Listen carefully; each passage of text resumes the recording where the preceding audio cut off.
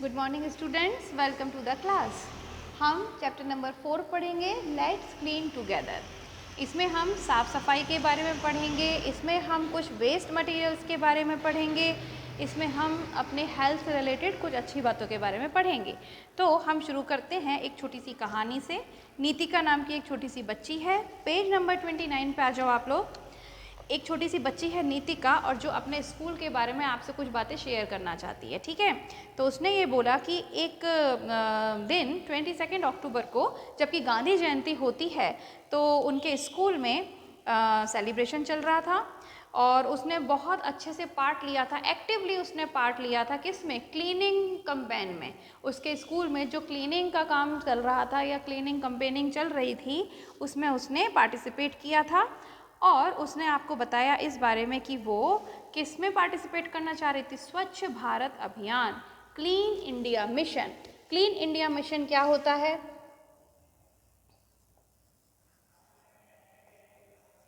Clean India mission 2 अक्टूबर को, 2 अक्टूबर क्या होता है? गांधी जी की जयंती होती है 2014। ठीक है, तो 2 अक्टूबर 2014 को हमारी जो गवर्नमेंट है उन्होंने ये सोचा, हमारे देश वालों ने सोचा कि हम हमारे पूरे देश को एकदम नीट एंड क्लीन करेंगे, साफ़ सुथरा करेंगे। ठीक है, और उन्होंने क्लीन इंडिया मिशन बनाया जो कि 2 अक्टूबर। अच्छा, उन्होंने एक और बात सोची कि वो 5 साल के अंदर इस चीज़ को पूरा करेंगे। उन्होंने एक टारगेट रखा। तो अब उन्होंने क्या कहा कि हम अपने पूरे देश को 2019 22 अक्टूबर 2090 तक पूरा साफ़ सफाई करके रखेंगे। तो ऐसा उन्होंने टारगेट बनाया। तो ये इसके बारे में ही बता रही थी नीतिका कि भाई हमारे स्कूल में हमने सोचा हम भी अपना स्कूल साफ़ करेंगे, क्योंकि पूरा देश साफ़ करने के लिए तो हर चीज़ साफ़ करनी पड़ेगी। आप स्कूल में हो तो स्कूल, ऑफिस में हो तो ऑफिस, अगर आप हॉस्पिटल में काम करते हो तो हॉस्पिटल, है ना। रोड से लेके हर चीज़ साफ़ सुथरी होनी चाहिए, ट्रेनें साफ़ सुथरी होनी चाहिए, रेलवे स्टेशन साफ़ होने चाहिए। ठीक है भाई, हमारे इंदौर में तो बहुत सफाई है, ऐसी बात नहीं है।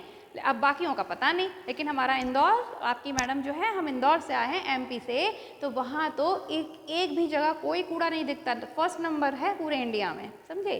तो ठीक है, तो 2 अक्टूबर 2014 को ये टारगेट बनाया गया, सरकार ने बनाया और सोचा कि 2019 तक हम इसे कंप्लीट करेंगे। तो इसीलिए नीतिका के स्कूल में भी चल रहा था कि भाई हमें अपना पूरा स्कूल नीट एंड क्लीन करना है, और नीतिका ने उसमें पार्टिसिपेट किया। उसने जनरल क्लीनिंग करी, फ़र्श की और अपनी डेस्क वगैरह की, और कहीं पर भी पानी वानी लीक तो नहीं हो रहा है ये सब कुछ देखा। जो भी गार्बेज था, जो भी कूड़ा कचरा था, उसको बाहर फेंका गया। ऐसा नहीं सड़क पे फेंक दिया उठा के, ऐसे सफाई नहीं होती है ना। घर का सामान सड़क पे फेंक दिया, हो गई सफाई, ऐसे नहीं होता है। मैंने पहले भी समझाया है कि उसमें जो जर्म्स होते हैं वो वापस आपके ही घर में आएंगे, क्योंकि जर्म्स को धूप में पड़े रहना अच्छा नहीं लगता। वो बेचारा कचरा पड़ा रह जाएगा, लेकिन जर्म्स सारे आपके घर के अंदर वापस। क्यों? क्योंकि उसे तो आपको बीमार करना है, उसको तो इंसान को बीमार करना है। तो जर्म्स बेचारे वो धूप में पड़े पड़े क्या करेंगे, है ना। तो इसीलिए वो लोग जल्दी जल्दी जल्दी निकल के कहाँ आ जाते हैं? वापस हमारे घरों में आ जाते हैं, तो हम बीमार होते हैं। अब कई बार ऐसा होता है ना, अरे भाई हम तो रोज़ इतना सफाई करते हैं फिर भी हम बीमार होते हैं। भाई इसीलिए बीमार होते हो क्योंकि अपना कचरा सड़क पर फेंक देते हो और उसमें से जर्म्स निकलते हैं, वापस आपके घर में आ जाते हैं, समझे। तो इस तरीके से नीतिका ने अपने स्कूल में साफ़ सफाई करी। फिर वो घर आई, घर पे भी उसने अपनी मॉम को देखा और उसने सोचा कि नहीं, मुझे मॉम की भी हेल्प करनी चाहिए, तो फिर उसने घर में भी हेल्प कराई। ये एक छोटी सी स्टोरी थी। लेकिन अब हम पढ़ेंगे स्वच्छ भारत अभियान के बारे में, जिसके के लिए मैंने आपको बता दिया। और ये तब इसलिए शुरू किया गया क्योंकि यह इस वक्त ये कह रहे हैं कि 2019 को 150th बर्थ एनिवर्सरी होती है। किसकी? महात्मा गांधी जी की। ठीक है, हम पुण्यतिथि बोलते हैं इसको हिंदी में, और इनका बर्थडे होता है 2 अक्टूबर को। तो महात्मा गांधी के जन्म को, उनके बर्थ को 150 साल हो जाते हैं 2019 में। इसीलिए इन्होंने टारगेट बनाया था कि हम एक तरीके से महात्मा गांधी, जो हमारे फादर ऑफ नेशन भी हैं, जिनको हम राष्ट्रपिता कहते हैं, उनको हम रिस्पेक्ट देंगे, ट्रिब्यूट देंगे इस फॉर्म में कि हम उस देश को इतना साफ सुथरा करेंगे जिस देश से वो इतना प्यार करते थे, जो कि इंडिया। ठीक है, क्योंकि महात्मा गांधी इंडिया को बहुत प्यार करते थे, और उस देश को, उनके इतने प्यारे देश को हम अगर साफ सुथरा करेंगे तो ये हमारी तरफ से एक रिस्पेक्ट होगा। किसको? हमारे father of nation Mahatma Gandhi को। ठीक है, अच्छा, इसके बाद स्टूडेंट्स एंड पीपल, ठीक है। फिर उन्होंने बोला कि बहुत सारे लोगों ने इसमें पार्टिसिपेट किया था। आपको पता है जो मुंबई में जो समुद्र है वहाँ पे सफाई होती थी, नदियों की सफाई की गई थी, रोड्स की सफाई की गई, बहुत कुछ किया गया था। तो लोगों ने बहुत अच्छे से इसमें पार्टिसिपेट किया था, ठीक है ना। अच्छा, cleanliness is next to godliness, कहते हैं ना जहाँ पे साफ सफाई होती है वहीं पर ही भगवान जी भी खुश होकर आते हैं। गंदगी में तो भगवान आएंगे, जब हम गंदगी में हम नहीं जाते तो भगवान कहाँ से आएंगे, ठीक है। After working under clean India mission we all should be more responsible in keeping our home and surroundings clean by focusing on sanitation and maintaining a hygienic environment. पर इन्होंने ये बोला कि जब हमने ये स्वच्छ भारत अभियान या clean India mission, clean India mission को हिंदी में क्या कहते हैं, स्वच्छ, स्वच्छ मतलब क्लीन, भारत मतलब इंडिया, मिशन मतलब अभियान। तो स्वच्छ भारत अभियान यानी क्लीन इंडिया मिशन में जो काम करके और भी हमें अच्छा लगा और हमें ऐसा लगा कि हमें अपनी सराउंडिंग्स को हमेशा साफ सुथरा रखना है। वेस्ट, अब वेस्ट क्या होता है, वेस्ट का मतलब होता है ऐसी भी कोई भी चीज़ जो कि ज़्यादा अब किसी काम की नहीं बची, ठीक है, पुरानी हो गई, टूट गई, ठीक है ना, और या तो फिर वो फेंकने के लायक हो गई, इतना हमने उसको यूज़ कर लिया कि वो पुरानी हो गई, घिस गई बिल्कुल, और अब उसे हम फेंक देते हैं। अब जो वेस्ट होते हैं वो सॉलिड भी हो सकते हैं, लिक्विड भी हो सकते हैं और गैस भी हो सकते हैं। सॉलिड वेस्ट आप सबने देखे हैं, मान लो कि जब ये बुक खराब हो जाएगी नेक्स्ट ईयर तो बच्चे क्या करेंगे, फाड़ फूड़ के फेंक देंगे, तो ये वेस्ट सॉलिड हो गया। ये पेन खराब हो जाएगा, मैं इसे डस्टबिन में डाल दूंगी तो ये सॉलिड वेस्ट हो गया। लिक्विड वेस्ट में क्या होता है, जैसे कि आपने जूस पिया या आपने कोई भी पानी होता है वो गंदा हो गया, नहाने के बाद हम जो पानी हमारा निकलता है, किचन में जब खाना बनता है तो सब्जी धोने के बाद पानी निकलता है, वो सब लिक्विड वेस्ट है ना। गैसियस वेस्ट क्या होता है, जो धुआं निकलता है हमारे व्हीकल से, वो हमारे लिए बहुत खतरनाक होता है, बहुत हार्मफुल होता है और वो गैसियस वेस्ट होता है, ठीक है। तो घरों में चिमनी लगाई जाती है, इंडस्ट्रीज़ में भी चिमनियाँ होती हैं जिसमें कि इंडस्ट्री में मान लो साबुन बन रहा है या फिर कोई क्रीम बन रही है और उसका पूरा धुआं ऊपर जा रहा है, तो यानी कि वो गैसियस वेस्ट ही तो है, वो वेस्ट है तभी तो उसको बाहर फेंक रहे हैं, है ना। तो इस तरीके से वेस्ट होता है। तो तीनों तरीके के वेस्ट होते हैं। अब ये कह रहे हैं कि वेस्ट के सोर्स क्या है, हमें कहाँ कहाँ से मिलता है वेस्ट। तो भाई हर जगह से मिलता है, घरों में भी वेस्ट निकलता है, हॉस्पिटल्स में निकलता है, स्कूल्स में निकलता है। स्कूल में कैसे बच्चे आते हैं, रैपर डाल दिया और थोड़ा बहुत तो कचरा फैलता ही है। तो ये एक बात बताओ, कचरा तो हर जगह मिलता है, रोड्स पर कचरा मिलता है, जहाँ पर हम रहेंगे, जहाँ पे इंसान रहेगा वहाँ पे तो कचरा रहेगा ही। तो हर जगह का सोर्स है, homes, offices, industries, farms, hospitals, everywhere. Harmful effect of the waste, अब ये बात कह रहे हैं कि भाई अगर हम कचरा फैला रहे हैं या कचरा हो ही रहेगा ऑब्वियसली, तो उसका क्या क्या उसके नुकसान हैं। तो पहली बात तो कि जहाँ गंदगी होती है वो चीज़ गंदगी दिखती है, अच्छे तो लगेगा नहीं, वहाँ पे गंदी बदबू आती है, फाउल स्मेल कहते हैं जिसको, ठीक है। उसके अलावा जहाँ पर गंदगी होगी वहाँ पे कीड़े मकोड़े होंगे, साथ में जर्म्स होंगे, मच्छर होंगे, मक्खी होंगे, और वो एक ब्रीडिंग ग्राउंड बन जाता है। ब्रीडिंग ग्राउंड मतलब वहाँ पे मक्खी और मच्छर अंडे देते रहते हैं और एक नहीं लाखों करोड़ों मच्छर और मक्खियाँ बन जाते हैं। तो ब्रीडिंग का मतलब होता है अपने ही जैसे बच्चे को प्रोड्यूस करते जाना, ठीक है। तो उसके लिए तो उनको बड़ा बढ़िया सा ग्राउंड मिल जाता है कि भैया यहाँ तो खूब बच्चे करो, अपने ही जैसे अंडे देते जाओ ताकि खूब मक्खी और खूब मच्छर पैदा हो जाए। जब साफ़ सफाई होगी तो वहाँ पे मक्खी मच्छर आएंगे ही नहीं, तो वो ब्रीडिंग ग्राउंड कैसे बनाएंगे, ठीक है। फाउल स्मेल क्या होता है, गंदी बदबू, ठीक है। इसके अलावा अब भाई कभी कभी आपने देखा होगा कि सीवर लाइन खुल गई, ठीक है, ठीक से नहीं, वो लीक हो गई, तो वो गंदा जो पानी होता है, सीवेज वाटर किसे कहते हैं, जो गंदा पानी, चाहे आपके लैट बाथ का पानी गंदा जो आता है, बाथरूम का, लैट्रिन का, इसके अलावा जो रसोई का गंदा पानी आता है, ये सब सीवेज वाटर की लाइन अलग होती हैं और ड्रिंकिंग वाटर जो आपको दिया जाता है उसकी लाइन अलग होती हैं। अब मान लो ये मिक्स हो जाए तो क्या ही होगा, सोच के भी ऐसा बड़ा कि जो गंदा पानी था वो आपके ड्रिंकिंग वाटर से मिल गया। कई बार होता है ना कि भाई आज पानी में बदबू आ रही है, पानी गंदा आ रहा है, नहाने वाला, पीने वाला, क्यों पता चलता है वहाँ पे सीवेज लाइन जो थी वो टूट गई और उसका पानी ड्रिंकिंग वाटर में मिल गया। तो ऐसे में क्या होगा, बीमारियाँ होंगी ही सही, ठीक है। अब जो ओवरफ्लोइंग होती है सीवेज की, या फिर जो नालियाँ चौक हो जाती हैं, गंदा अगर डला रहेगा तो चौक हो जाती हैं नालियाँ। अभी हम आते हैं जहाँ से प्रेम नगर और ये गोने रोड, यहाँ पे दुनिया भर का गंदा मचा रहता है। घर तो अच्छे बना दिए लेकिन अपने घर के सामने नालियाँ हैं और वो पूरी भरी हुई हैं। अब आप देखो इतनी गंदी बदबू आती है और उसमें कितने ही जर्म्स होते होंगे, जो कि आपको बीमार कर सकते हैं। तो इस तरीके का कहते हैं जो ड्रेनेज सिस्टम है, ड्रेनेज मतलब जो नालियाँ हैं उनके अंदर अगर कचरा पड़ा रहेगा, उनके अंदर कागज़ और ना जाने पन्नियाँ पड़ी रहेंगी तो वो तो चोक हो जाएगी। तो इसलिए वहाँ पे मक्खी और मच्छर को तो मज़ा आ गया, क्योंकि उनको तो गंदगी पसंद है। उन्होंने कहा बढ़िया, ये तो ब्रीडिंग ग्राउंड बन गया, तो खूब अंडे दो मज़े से। ठीक है, इसके अलावा मैंने आपको बताया कि व्हीकल्स जो होते हैं, हमारी जो गाड़ियाँ होती हैं, कारें, बाइक्स वगैरह जो होती हैं, उनमें से जो धुआं निकलता है वो भयंकर वाला हार्मफुल होता है।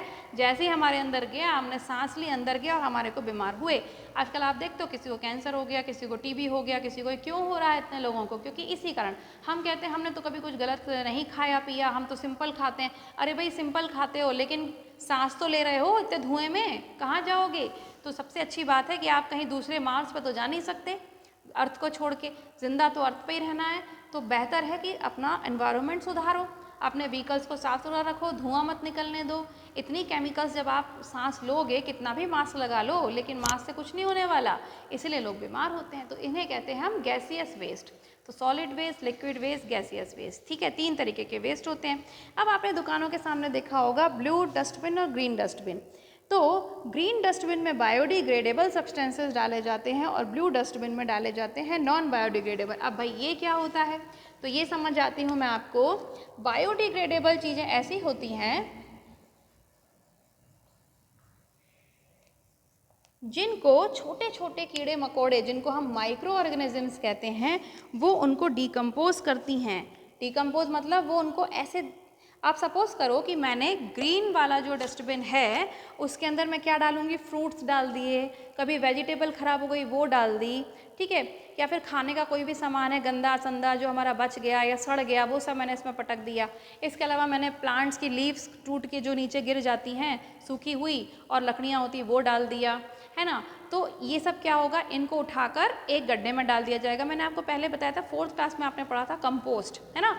तो बस इसको हम, जब इसका जो कचरा होता है वो हम गड्ढे में डाल के आ जाते हैं। बहुत बड़ा गड्ढा शहर के बाहर किया जाता है, उसमें डाल के उसको पोर दिया जाता है, उस पर मिट्टी डाल दी जाती है, फिर उसको ऐसे ही छोड़ देते हैं। अब 6-7-8 महीने बाद जब उसके अंदर इतनी गैस बनती है और ये सब सड़ता रहता है, इसको हम कहते हैं डिकम्पोजिशन होना।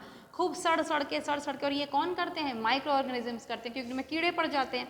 ऐसे कीड़े जो आपको दिखाई तक नहीं देते, जिन्हें हम जर्म्स भी कहते हैं और माइक्रो ऑर्गेनिजम्स भी कहते हैं। कुछ जर्म्स तो जो होते हैं वो आपको बीमार करते हैं, और कुछ जो माइक्रो ऑर्गेनिजम्स होते हैं, माइक्रो ऑर्गेनिज्म मतलब छोटे छोटे जीव, इतने छोटे कि हमें आँख से दिखाई भी नहीं देते, ठीक है। तो वो जो होते हैं वो इसको सड़ाते रहेंगे और बिल्कुल मिट्टी जैसा बना देंगे। अब वो मिट्टी जब आप प्लांट्स में डालते हो, ट्रीज़ में डालते हो, खेतों में डालते हो, तो फसल इतनी बढ़िया उगती है। अब आप बोलोगे मैडम इस सड़ी गली चीज़ों से भी फ़ायदा होता है, तो भाई देख लो, ये तो नेचर का जादू है। तो इसलिए अब मान लीजिए हम इस गंदगी को ऐसे ही नालियों में बहने दें कि वहाँ पर कोई फ्रूट है, कोई वेजिटेबल है, ऐसे सड़ रहा है, सब हो रहा है, तो वो तो खाद नहीं बनी, मैन्योर नहीं बना। इसी तरीके से जो पेड़ पौधों की वो गंदगी है लोग जला देते हैं, अरे जलाइए मत, उसको गाड़ दीजिए अगर, तो वो मैन्योर बन के आपकी धरती के लिए फिर से यूज़फुल हो जाएगा, ठीक है। तो ऐसे सब्सटेंसेस जो होते हैं, ऐसी जो चीज़ें होती हैं जिनको माइक्रो ऑर्गेनिज्म सड़ा के यूज़फुल बना देती हैं, उनको हम कहते हैं बायोडिग्रेडेबल। और ये जो बायोडिग्रेडेबल सब्सटेंसेस होते हैं वो कंपोस्ट बन जाता है, ठीक है। जब ये मैंने कहा ना कि वो सड़ के इतना मिट्टी जैसा बन जाएगा, एकदम खिचड़ी सी पक जाएगी, ऐसे क्या कहेंगे हम उसको, एक ऐसी आई डोंट नो उसको एग्जैक्टली क्या बोलेंगे, लेकिन वो होता है ना ऐसे कीचड़ जैसी हो जाती है उसके अंदर, और उसको अगर हम लेके खेतों में डालते हैं, पेड़ों में डालते हैं, पौधों में डालते हैं, तो उनकी ग्रोथ बहुत अच्छी होती है, क्योंकि ये बन जाते हैं कंपोस्ट। जो मैंने बताया ना वो कीचड़ जैसा जो होता है उसको हम कहते हैं कंपोस्ट। और जो कंपोस्ट होता है वो एक या हम कह सकते हैं कि one of the best manure होता है। मैन्योर मतलब होता है खाद। तो जिनके पापा लोग अगर खेतों वगैतों को रखते हैं, जिनके घर में खेती बाड़ी का काम भी होता है, उनको अच्छे से पता होता है कि खाद क्या चीज़ होती है। तो ऐसे तो होते हैं बायोडिग्रेडेबल सब्सटेंस, लेकिन कुछ चीज़ें ऐसी होती हैं जिनको कोई माइक्रो ऑर्गेनिज्म, कोई छोटे मोटे कीड़े डिकम्पोज नहीं कर सकते, सड़ा नहीं सकते, और ऐसे जो सब्सटेंसेस होते हैं हम उनको क्या कहते हैं? Non biodegradable. ठीक है, समझ में आ रहा है? Non biodegradable. ऐसे क्या क्या चीज़ें होती हैं, जैसे कि मेटल, है ना, ग्लास, इस तरीके की। तो ये जो ब्लू डस्टबिन रखा जाता है उसमें हम प्लास्टिक डाल सकते हैं, मेटल की चीज़ें डाल सकते हैं, कूड़ा, और ग्लास, मतलब ग्लास पानी पीने वाला नहीं, कांच, ग्लास कांच को भी कहते हैं, तो कांच की चीज़ें भी हम इसमें डालते हैं। अब बोलोगे कि भाई ये तो धरती में जाके मैन्योर नहीं बन सकता, तो फिर ये तो कचरा ऐसा का ऐसा रहेगा। ऐसा नहीं होता है। इस कचरे का हम क्या करते हैं, इस कचरे को इंडस्ट्रीज़ में वापस ले जाया जाता है। मान लीजिए कि आपने वो पिया, कोल्ड ड्रिंक पिया सपोज करिए, है ना, तो कोल्ड ड्रिंक पीने के बाद हम क्या करते हैं, जो कैन होती है उसको या प्लास्टिक की जो बोतल होती है उसको पिचका के पटक देते हैं डस्टबिन के अंदर। अब कचरे वाला आया, उसने इस कचरे को उठाया और अलग अलग कचरे को अलग अलग फैक्ट्रीज़ में भेज दिया। ये जो फैक्ट्रीज़ होती हैं इनको हम कहते हैं रिसाइकलिंग फैक्ट्रीज़। ठीक है, क्या कहते हैं, रिसाइकलिंग फैक्ट्रीज़ कहते हैं। ठीक है, और इसमें क्या होता है, इन वेस्ट मटेरियल से वापस से अच्छा सामान बन जाता है। जैसे कि मान लो ये किताब है, अब जब ये ख़राब हो जाएगी तो मैं इसको ऐसे का ऐसा रद्दी वाले को दे दूँ। इसका एक एक कागज़ फाड़ के उसमें समोसा खा के गुड़मुड़ी करके डस्टबिन में डालना ज़रूरी नहीं है। उसके लिए हम थोड़े दूसरा कागज़ भी यूज़ कर सकते हैं। तब क्या होगा, ये बुक जाएगी, रद्दी वाला ले गया, रद्दी वाले ने क्या, और आपके घर में मम्मी करती होंगी, प्लास्टिक की चीज़ें ख़राब निकालती होंगी, है ना, कुछ बर्तन ख़राब निकलते होंगे, कुछ कागज़ ख़राब निकलते हैं, न्यूज़पेपर, बुक्स वगैरह, तो हम क्या करते हैं, रद्दी वाले को दे देते हैं। अब वो रद्दी वाला जाकर अपनी शॉप पर क्या करेगा, सबको अलग अलग कर लेगा। पेपर से जो रिलेटेड है, जैसे न्यूज़पेपर हैं, किताबें हैं, है ना, या कोई नॉवेल्स हैं, वो अलग कंपनी में दे दिया जाके इंडस्ट्री में, जहाँ पर कि कागज़ की रिसाइकलिंग होती है। रिसाइकल मतलब दोबारा से उसको यूज़ कर लेना। ठीक है, और कांच की जो चीज़ें ले गया था वो, तो वो कांच वाली कंपनी में दे देगा, और प्लास्टिक जो थी वो प्लास्टिक वाली कंपनी में दे दी। तो प्लास्टिक से प्लास्टिक वाली कंपनी का वापस बोतल बना लेंगे, उसको अच्छे से करके साफ़ सुथरा करके उसको बिल्कुल हाइजीनिक करके उसको वापस बोतल बना लेंगे। तो इससे क्या होगा कि भाई जहाँ हमने कचरा फेंका था वो कचरा यूज़ हो गया ना वापस। तो इसीलिए बोला जाता है कि हम ये डस्टबिन अलग अलग यूज़ करते हैं। ठीक है, अब क्या होता है, 3 चीज़ें होती हैं जिसको कि हम कहते हैं 3R। 3R मतलब ये जो 3 R होते हैं, कौन कौन से, रिसाइकल, रीयूज और रिड्यूस। रिड्यूस मतलब कम करना, रीयूज़ मतलब वापस से यूज़ करना, और रिसाइकल मतलब उसका फॉर्म चेंज कर देना, उसको दोबारा से यूज़फुल होने के हिसाब से नया बना देना। तो पहला आता है रिड्यूस। रिड्यूस में क्या होगा कि भाई हम कचरा ही कम फैलाएं। अब वो हम कैसे कर सकते हैं, सपोज़ करिए कि आपके कोई न्यूज़पेपर्स नहीं गया, आपकी जो बुक्स हैं वो पुरानी हो गई हैं, ठीक है, तो आप उनको यहाँ वहाँ डस्टबिन में फेंकने से अच्छा किसी दूसरे बच्चे को यूज़ करने के लिए दे दो। सेकंड हैंड बुक यूज़ करो, तो इसके लिए ज़रूरी है कि आप अपनी बुक थोड़ी साफ़ सुथरी रखिए, उस पर बहुत ही ज़्यादा गुदागादी मत करो कि भाई किसी के काम की ना बच्चे फाड़ ही दो। तो अपनी बुक्स को तरीके से यूज़ करो, अच्छे से यूज़ करो, ताकि दूसरे साल वो किसी और के यूज़ आ जाए तो उसके भी पैसे बचेंगे, और जब आप अपनी किताबें बेचोगे तो आपको भी कुछ पॉकेट मनी मिल जाएगी, है ना। भाई बाज़ार में अगर बुक सेट आता है 2000 रुपीज़ का, आपने एक साल खरीदा 2000 रुपीज़ में, पूरे साल पढ़ लिया, नेक्स्ट ईयर मान लो आपने किसी को सेकंड हैंड बुक दी 1000 में, तो 1000 तो आपकी पॉकेट में गया ना, तो वो तो आपका फ़ायदा हो गया, और उस बच्चे को भी फ़ायदा हो गया क्योंकि वो बुक्स 2000 में खरीदता, इससे अच्छा उसने आपसे ही खरीद ली 1000 में। और तीसरी बात इंपॉर्टेंट ये हुई कि ये कचरा बन के डस्टबिन में नहीं गया, ये यूज़ होता चला जा रहा है, और जब बहुत ही 2-3 साल यूज़ कर लिया उसके बाद हम इसको ऐसा कैसा रद्दी वाले को दे दो, तो वो वापस से क्या होगा, ये कागज़ इसकी पहले छपाई हटाई जाएगी, उसके बाद वापस इस कागज़ को नया बनाया जाएगा और वापस इस पर प्रिंटिंग की जाएगी, और वापस ये बुक आपको नई बन के कहीं आ जाएगी मार्केट में। तो इसे हम कहते हैं रिसाइकल, और इसको के लिए हमें क्या, इस तरह से हमने क्या कर दिया, रिड्यूस। रिड्यूस मतलब कम कर दिया कचरा फैलाना, ठीक है, और रीयूज़ भी ऐसे ही होता है। तो ये सब चीज़ें रीयूज़, रिड्यूस, रिसाइकल, ये मैं आपको नेक्स्ट वीडियो में पढ़ाऊँगी, ठीक है। इतना मुझे लगता है आपको समझ में आया होगा, एक बार इसको वापस से वो करिए, रीड करिए, ठीक है। तो we will meet in the next video, तब तक के लिए सब बच्चे पढ़ाई करते रहेंगे, सब बच्चे अपना ख्याल रखेंगे। Bye bye.